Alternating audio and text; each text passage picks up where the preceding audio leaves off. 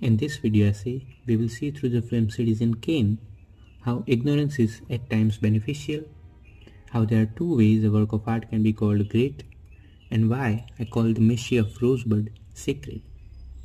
In art, its contemporaries always come up with certain said or unsaid rules which are supposed to be followed in order to create respectable art. But it's fascinating to see how the most respected of all artists are the ones who didn't earn respect by following these rules brilliantly, but the reason for their high regard is that they broke these rules which were thought to be maintaining the sanctity of the medium.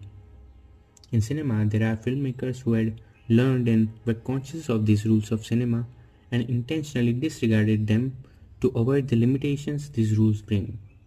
But Orson Welles is one of those rare filmmakers who possibly made the most influential film ever made, not by following any rules brilliantly and also not by consciously disregarding them, but surprisingly just by ignorance, sheer ignorance. There's no confidence to equal it.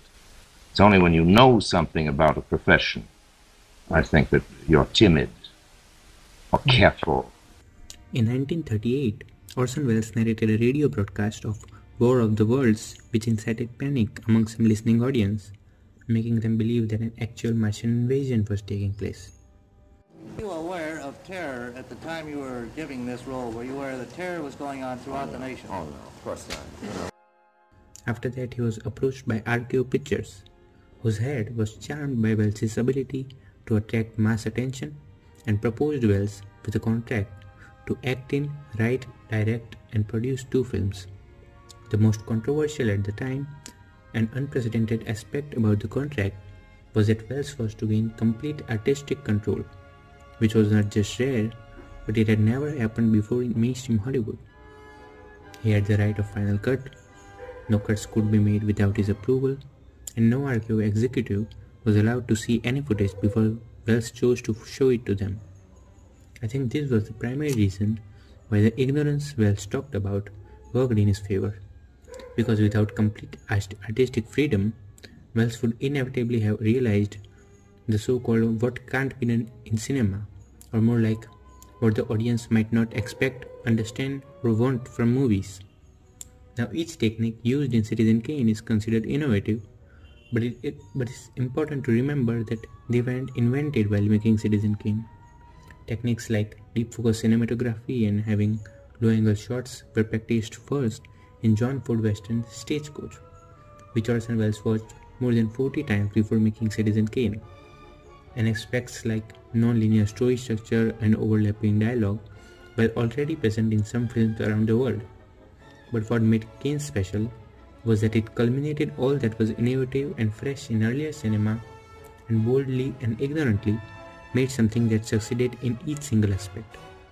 And Orson Welles, with his youthful curiosity and sheer ignorance, converted the empirical beliefs of then cinema to some lazy fallacies.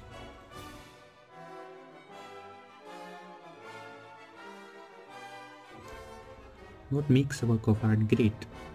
There are films like The Birth of a Nation, which, even though has extremely racist content and apparently gave a rebirth to Ku Klux Klan, is still considered one of the greatest films ever made, for being the first feature-length, sophisticated film with a complex and intricate narrative. In a way, The Birth of a Nation established film as a serious storytelling form. This example demonstrates how there is no one scale of greatness, and according to me, there are at least dual merits of greatness. One merit is such that when a work of art is so innovative and revolutionary in its treatment of the imaginary boundaries of that particular art form, that it can almost outweigh the actual value of its material. Whenever someone talks about the greatness of Citizen Kane, mostly they talk about the aspects like deep focus, non-linear structures, low-angle shots, before they come to its story and commentary on the hollow nature of the American dream. Most directors who have cited Citizen Kane as one of their favorite films were born in the first half of the 20th century. Compared to all the films they saw before Citizen Kane, Kane was radical, different and fresh. But in an age where every single aspect of filmmaking is so diversified that for the younger people today, it's quite hard to more than appreciate the innovative approach of Citizen Kane. It's also arguable that in the last 70 years, a number of films have been made which achieves even more nuance and depth than Citizen Kane. That is the second merit of greatness.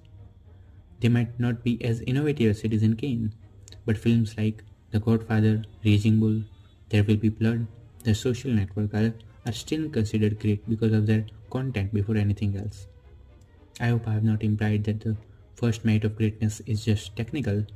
I am trying to make a point that sometimes technical aspects just happen to overpower the conversation about a film's narrative virtues.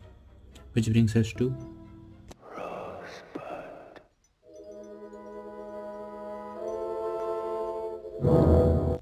Most works of narrative art, which have mystery as its central attraction, are usually considered great when its denouncement or resolution is in some way left ambiguous, not out of creative laziness, but by surrendering to the natural fact that some things, or I dare say some secret things, are better left unsaid.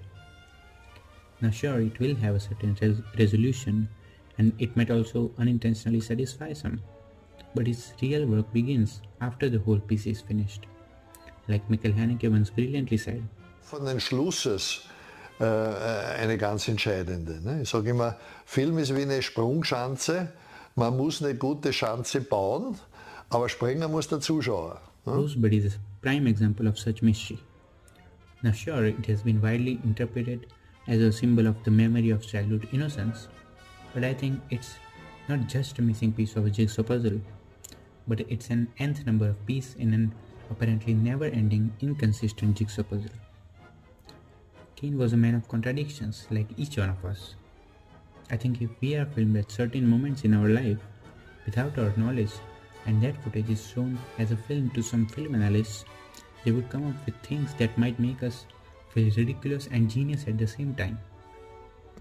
As the question is asked by someone in the opening newsreel that, well, 70 years in a man's life. That's a lot to try to get into a newsreel. It's a good shot, Thompson.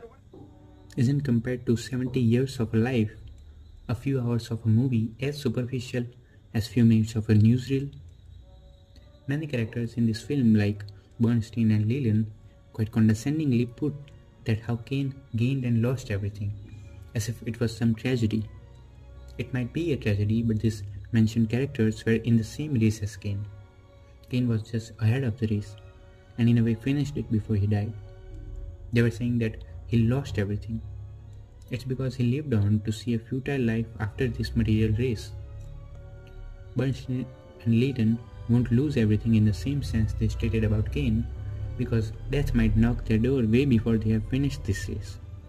Who knows except Kane why he did certain things, and a point can be made whether even Kane knew why he did certain things the way he did. Like all of us, he too lived and died swimming in a dark, unconscious ocean of a human mind. We too, unless we try to find something eternal, are running in this material race and will live and die before we get a chance to look back. And all of our repressed secrets, reasons, compulsions will turn into smoke and will get lost forever, as has happened to billions of people before us and will unfortunately happen to billions of people after us.